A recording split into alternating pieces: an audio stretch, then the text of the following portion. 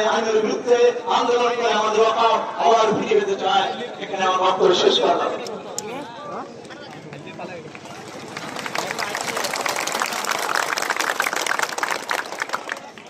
আপনাদের জন্য thank you বললে মানে পাবেন না, ধন্যবাদও কাজ হবে না। জাযাকুমুল্লাহ জানাচ্ছি আপনাদের ধৈর্য এবং কষ্টের জন্য। সবাই একবার আলহামদুলিল্লাহ বলি। এবার আপনাদের সামনে যে কালা কানুন তা নিয়ে বলবেন আমাদের জেলার উল্লেখযোগ্য ব্লক হরিয়ারপাড়া। জানেন ও হরিয়ারপাড়াতে আমাদের সদস্য সংখ্যা হচ্ছে প্রাথমিক 1,18,100। তার সহকর্মীরা এসেছেন প্রায় 1000।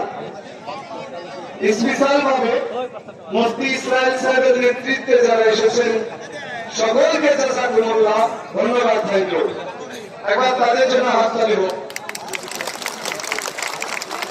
তার যিনি কারিগর মুফতি ইসরাইল সাহেব আমাদের জেলার একজন অন্যতম সম্পাদক, তেনাকে 7-8 মিনিটের মতো বলার জন্য অনুরোধ করছি স্টেজে।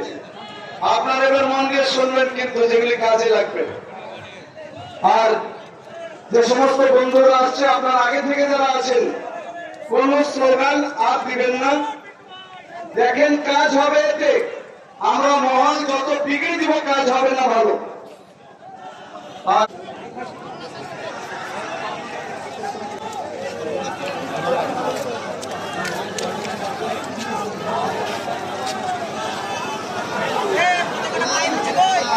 আসসালামু আলাইকুম ওয়া রাহমাতুল্লাহি ওয়া বারাকাতুহু।